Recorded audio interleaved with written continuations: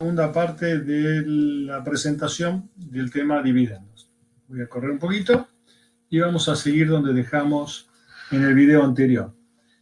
Vimos que esta empresa de Children's Place había presentado un anuncio de pago de dividendos el día 20 de marzo. Acá tenemos esta ficha acá arriba, donde está la empresa anunciando un pago de dividendos. Vamos a tener otras fechas importantes que quiero que le presten atención. Una fecha de declaración, es este 20 de marzo, una fecha ex 13 de abril, una fecha, déjenme correrme de acá, una fecha de registro, ahí está, una fecha de registro, una fecha de pago, 27, y el monto del dividendo que son 50 centavos de dólar por acción. Pensemos en una línea de tiempo. Así ubicamos estas distintas fechas de las cuales hablábamos.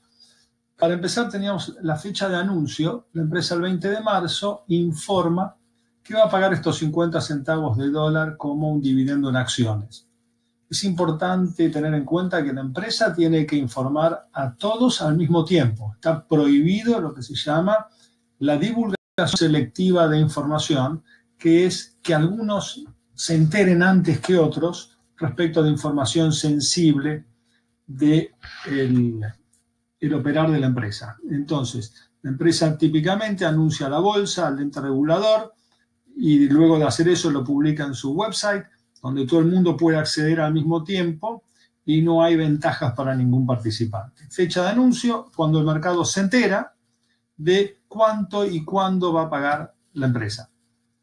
Veíamos luego una fecha 13 de abril, la fecha ex dividendo, que lo que nos está señalando es aquella fecha hasta la cual el inversor puede comprar acciones de la empresa y cobrar ese dividendo, pero nos está diciendo, cuidado, que el 13 de abril estas acciones empiezan a cotizar ex dividendo. Significa que cotizan sin el derecho a cobrar el dividendo.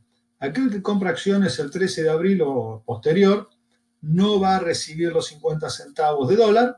Aquel que compre el día 12 inclusive va a recibir el dividendo. Entonces hay que tener en cuenta cuando uno está operando, vamos, qué día se hace ex dividendo la acción para ver si uno va a recibir o no el dividendo.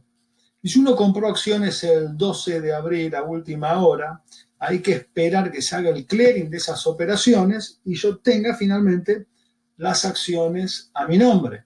Entonces hay que habilitar un par de días como para que se haga el clearing de todas las operaciones y ya todos los que compraron tengan las acciones bajo su nombre y los que vendieron ya no tengan las acciones a su nombre al cierre de operaciones del 12 de abril en este caso. A partir de ahí ya toda la negociación se hace sin el derecho a cobrar el dividendo. Entonces, el 16 de abril simplemente se hace la lectura, ya con todo el clearing realizado, de quienes figuran en el libro registro de accionistas, y a esos les va a llegar el pago de los 50 centavos. Finalmente pasa el tiempo y ya en los últimos días de abril se hace el pago del dividendo y ahí nos hacemos del dinero, los 50 centavos por acción, y es la fecha en que el accionista se hace del dinero. Veamos ahora cuál es el impacto que puede tener o en cuáles de estas fechas o de estas acciones tienen impacto en el precio de la acción. El día del anuncio, empecemos con el 20 de marzo, el día del anuncio el mercado se entera de cuánto va a pagar de dividendos esta empresa. Puede variar el precio de la acción.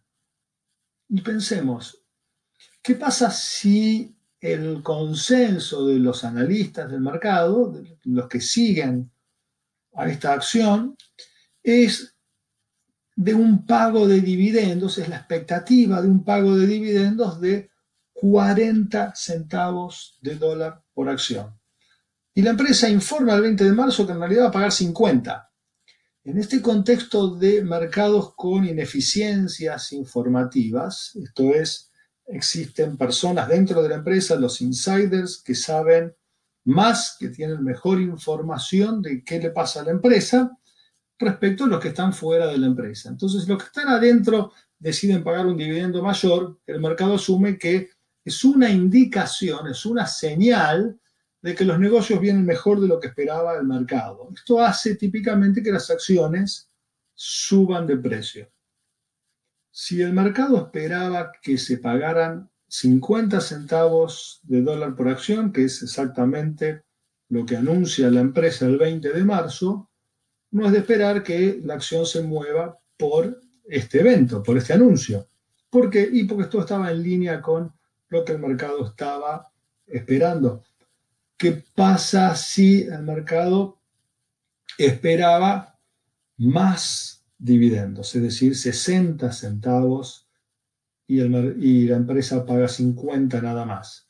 Y bueno, en este caso la sorpresa es negativa, se paga menos de lo que se esperaba, el mercado empieza a tratar de leer a través de esta acción qué es lo que estará pasando.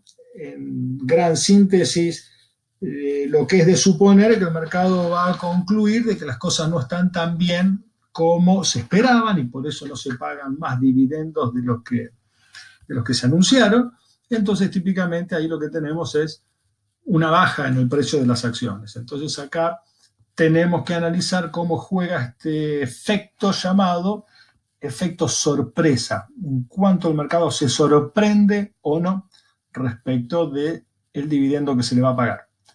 Entonces lo que tenemos acá sí es un potencial de cambio en el precio de las acciones en la fecha del anuncio. ¿Qué pasa el 13 de abril? Y pasa que las acciones de esta empresa empiezan a cotizar sin el dividendo. Esto es, el que compró acciones hasta el 12 de abril a última hora va a cobrar el dividendo, pero si uno compra las acciones de Children's Place el 13 de abril o posterior, no va a cobrar esos 50 centavos de dólar. Entonces, ¿qué pasa típicamente? Y que si la acción termina de cotizar a 10 pesos el 12 de abril, el 13 empieza a cotizar desde un valor de 9,50, es decir, cae en el valor del dividendo. Típicamente es de esperar de que entre el cierre del día anterior y la fecha en que se hace ex dividendo, la acción baje en el monto del dividendo. El 16 de abril, que es la fecha de registro, decíamos que simplemente lo que ocurre en esta fecha es que se lee quiénes son los accionistas en el libro de la empresa a la fecha de cuando la acción empezó a cotizar sin el dividendo. ¿Quiénes eran los accionistas ahí? Simplemente leer quiénes son los accionistas no hace que esto tenga impacto en el precio y en la negociación de las acciones de la empresa. Y la fecha de pago, si bien es cuando uno se hace del dinero, tampoco es una fecha que tenga ningún impacto en las transacciones ni en el valor, precio de las acciones de la empresa. Entonces acá tenemos ubicado, digamos, cuáles son los eventos y los momentos en los cuales podemos esperar que haya variaciones de precios y analizar cuál es el efecto de las decisiones de la empresa y de la información que eso da al mercado respecto de o asociado a la política de pagos al accionista. Veamos ahora esta imagen, sobre todo el gráfico que está a la derecha, que nos está mostrando los montos acumulados que se ha pagado a los dividendos por parte de esta empresa. Entonces vemos que en 2009 lo único que se hizo, déjenme marcarles acá el lugar donde tenemos que mirar, en el 2009 lo único que tenemos es un pago de 68 millones de dólares, pero este pago se hizo a través de una recompra de acciones. La empresa recién comenzó a pagar dividendos en efectivo en el 2014, pagó 12 millones, vemos que acá pagó otros 12 millones, acá otros 12 millones, vamos 12, 12, 12, Ahí vamos viendo el efecto acumulativo.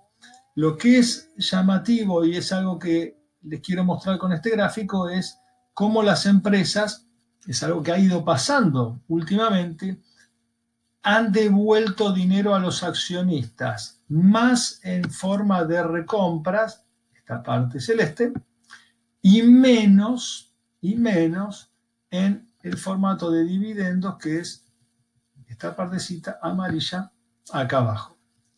Entonces, es importante ver las mecánicas en las cuales se devuelve dinero a los accionistas, la forma, y también ver cómo la empresa lo que está mostrando es rendimiento total en términos de todo lo que se le paga a los accionistas, todas las acciones que se hacen, y después vamos a ver también que van a haber indicaciones cuando se anuncian dividendos relacionados con rendimiento total en términos de qué pasó con el precio de las acciones.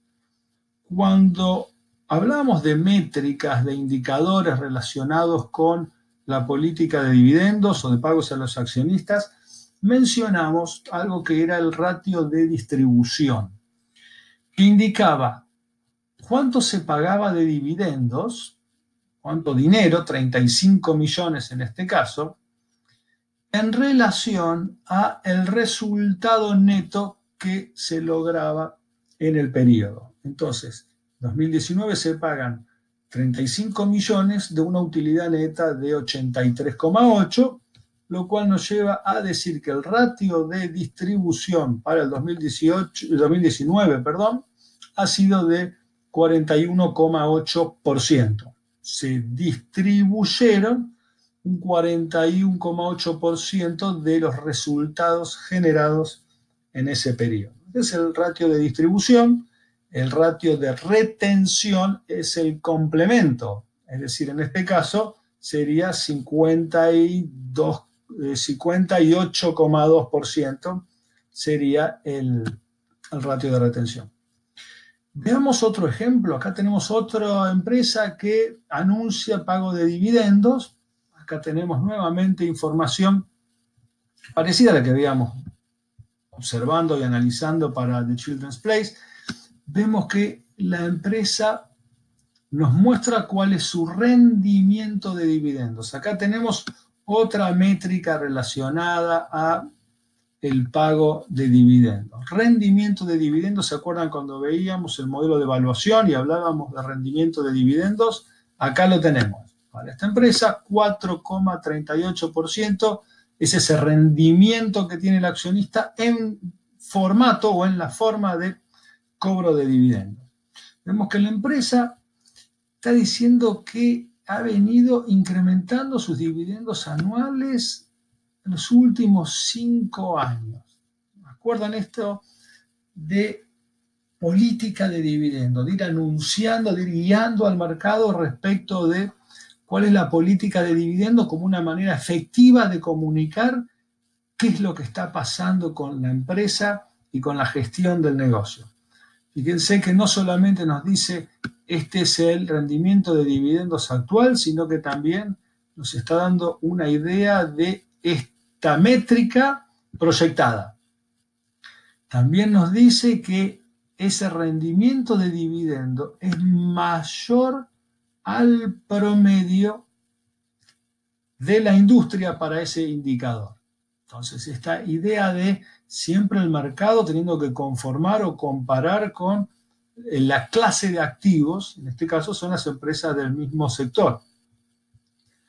Fíjense, como les decía hace muy poquito, que además de los dividendos, la empresa dice que su share price, es decir, el precio de sus acciones, también se ha incrementado, lo cual ha derivado en un rendimiento total del 25% en los últimos 12 meses.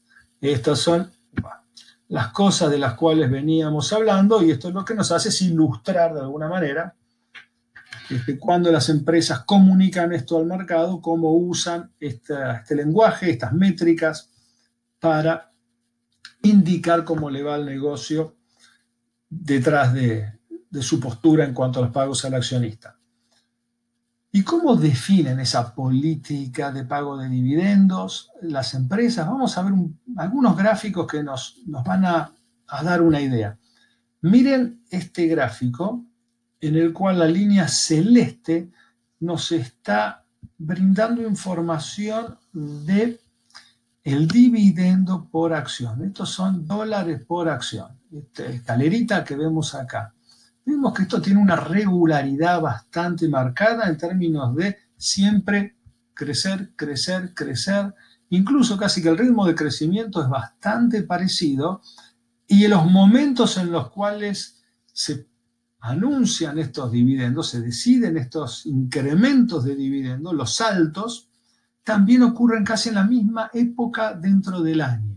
Entonces nos va dando esta idea de que hay una política, hay un comportamiento ya marcado respecto de cómo está fijada la política de los dividendos. Esto es un dividendo de tantos centavos por acción, tratar de ir creciendo una vez por año, decidir un incremento de X centavos por acción. Cuando miramos otra línea, como podría ser el payout, vemos que esto es mucho más volátil. Esto no podemos decir, la empresa está fijando como objetivo distribuir un determinado porcentaje de las utilidades, porque no lo ha hecho. Vemos que esto es mucho más variable. Entonces vemos que las empresas no fijan tanto, acá hay un caso, pero es representativo de lo que pasa típicamente, no fijan tanto su política de dividendos en relación a un ratio de distribución, porque estaría atando su pauta de distribución a el comportamiento de la utilidad neta contable. Y esto es lo que traería menos posibilidad de que tenga una carga informativa fuerte, hace muy volátil el pago de dividendos, el accionista no sabe tanto cuánto va a cobrar, y la empresa también le hace muy volátil también su planificación financiera en términos de cuánto va a ser el dividendo que va a tener que pagar, y capaz que tiene que pagar mucho cuando no le conviene. Entonces esto es menos poderoso en términos de efecto señalamiento. La empresa no es lo que prefieren hacer, por lo menos las empresas que cotizan en bolsa. Acá tenemos otro caso que nos está mostrando también el dividendo por acción en relación al precio. Esto nos sirve para tener una idea de rendimiento de dividendos. Fíjense que pareciera que la empresa tampoco elige un rendimiento de dividendos para fijar su política de pagos al accionista, por lo menos en cuanto a los dividendos, porque la empresa mantiene su escalerita en términos de pago de dividendo por acción, aun cuando el precio por acción baja. El precio por acción es en la línea celeste. Acá vemos claramente que hay una baja, pero la empresa ha mantenido su pauta de distribución de dividendos, con lo cual también uno ve esto, es un comportamiento más típico de que no se apunta tanto a fijar la política de pago al accionista en términos de un rendimiento de dividendos, si bien hay algunas empresas que esto siempre lo informan, y en algunos casos uno puede ver, por ejemplo, el press release de YPF en nuestro mercado, que está diciendo vamos a tratar de pagar un dividendo que represente un rendimiento de dividendos cercano al 1,5%. Entonces, esto, de alguna manera, hay empresas que apuntan a un rendimiento de dividendos de forma tal de acercarse a lo que ha sido el rendimiento de dividendos de las empresas competidoras, las que forman parte de su club de pertenencia, su clase de activos. Fíjense, acá hay otro gráfico que nos va a mostrar cómo deciden y cómo se comportan las empresas respecto de sus dividendos en distintos contextos de negocios. Acá lo que podemos observar es lo siguiente. Este gráfico nos está mostrando ¿Qué han hecho las empresas petroleras, las grandes petroleras? Esto es lo que se llama Big Oil.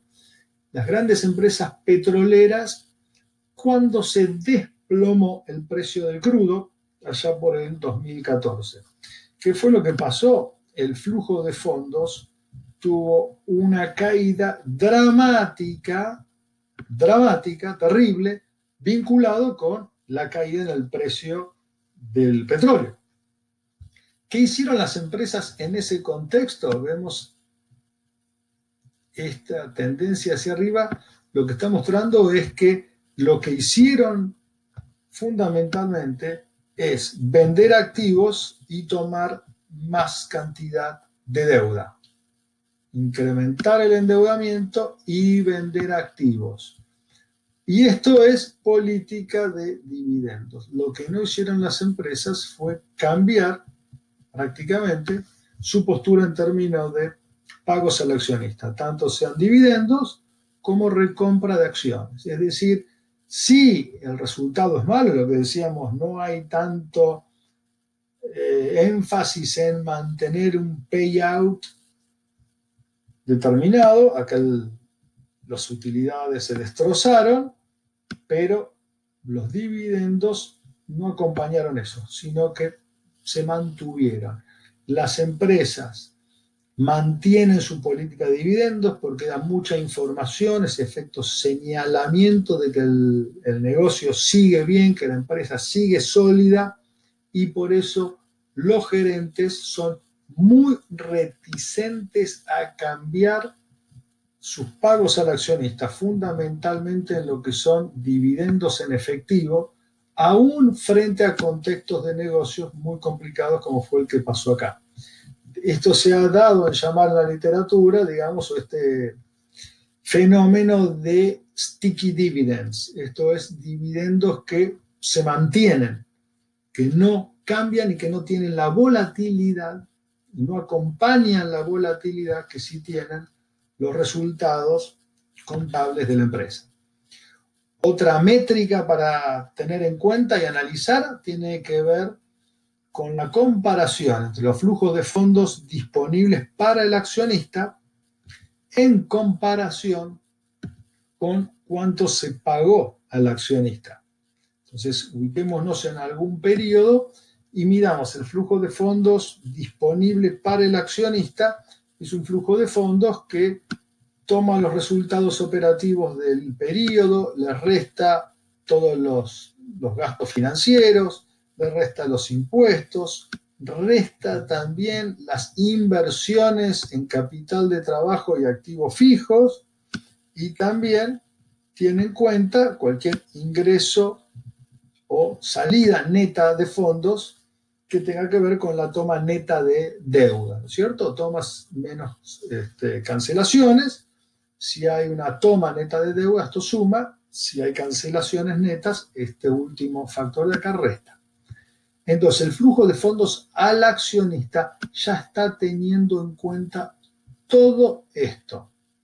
Todo esto. Ahora, una vez que ya tuvimos todo esto en cuenta, lo que queda como flujo de fondos, hay que ver por qué no se pagó al accionista, sea en forma de, decíamos, dividendos en efectivo o recompras de acciones. Uno dice, bueno, capaz que no se pagó tanto porque hay que invertir, pero acuérdense que acá, por lo menos para el periodo, las inversiones incrementales ya fueron restadas. Con lo cual, estas diferencias entre lo que se paga al accionista y lo que se genera para el accionista debe ser explicado en términos de proyecciones de inversiones o compromisos en términos de cancelaciones de deuda futura o oportunidades de inversión hacia adelante que nos están obligando a retener dinero en la empresa para esa expectativa. Pero claramente este dinero que decimos del flujo de fondos generado para el accionista que no se pague al accionista, una vez que ya tuvimos en cuenta todas las cosas que estuvimos viendo en esta pantalla, necesita tener una buena explicación por parte de la gerencia. Por eso es bueno hacer esta comparación, tanto como una resta, esto es flujo generado para el accionista menos pagos al accionista, o como una división, que también a veces es como se plantea esta comparación, en términos de cuánto se paga a los accionistas dividido cuál es el flujo de fondos para el accionista. Para ir cerrando este video, después va a haber otro sobre dividendos y pagos al accionista, hagamos una síntesis bastante rápida en términos de qué rendimiento sobre el capital ha logrado la empresa de los usos del dinero que ha hecho. En esto las empresas típicamente retienen parte de las utilidades que generan. Entonces hay que ver, dice, bueno, cuando retienen utilidades, ¿para qué es? Para invertir. Bueno, ¿qué tan buenas han sido esas inversiones? Bueno, rendimiento sobre el capital invertido. Hay que ver cuánto han retenido y cuánto han distribuido. Acá, cuando tenemos alta retención, cuando estamos por acá arriba, que retenemos mucho, significa que estamos pagándole muy poco al accionista. O sea, retenemos casi todo lo que generamos y al accionista le liberamos muy poco de eso. Esto es altos rendimientos, y acá tenemos rendimientos pobres en términos de qué logramos con el dinero que manejamos de los accionistas.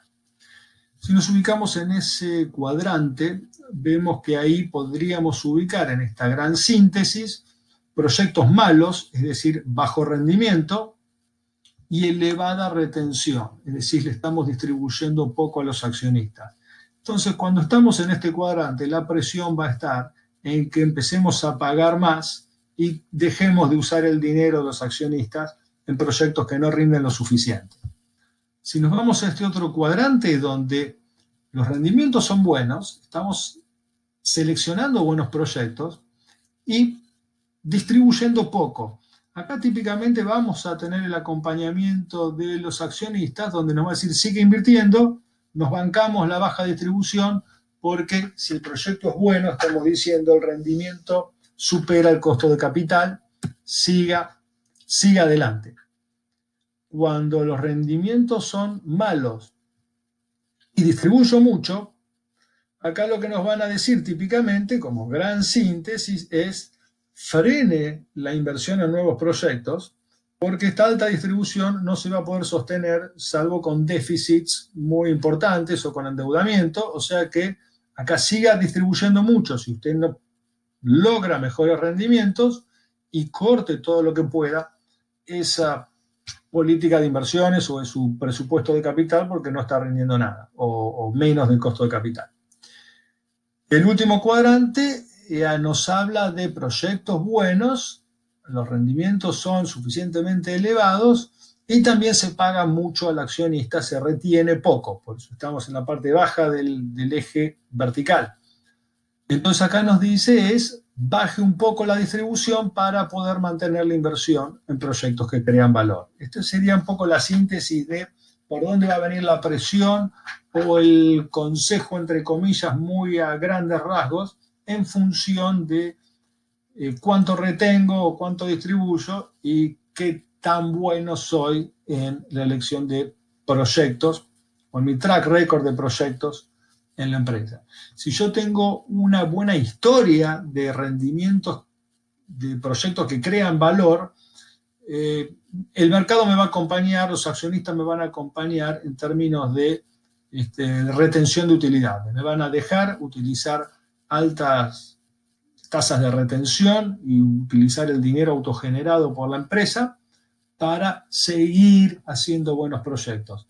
Si yo tengo un buen proyecto, pero el track record es malo en términos del rendimiento, va a ser muy complicado retener utilidades, va a haber más presión en que no lo haga, y si el proyecto es muy bueno, pero mi track record es malo, voy a tener que explicar muchísimo y aún así, si cotizo, las acciones seguramente van a caer, si yo quiero retener utilidades, aunque tenga buen proyecto hacia adelante, porque el track record no me va a estar ayudando. Entonces, en eso, el contenido informativo y la historia de la empresa en términos de qué tal ha sido el uso del capital en el pasado, va a ser importante. Bueno, acá vamos a hacer un hasta luego, un recreo si quieren, en el tema dividendos. Vamos a subir otros videos sobre el tema.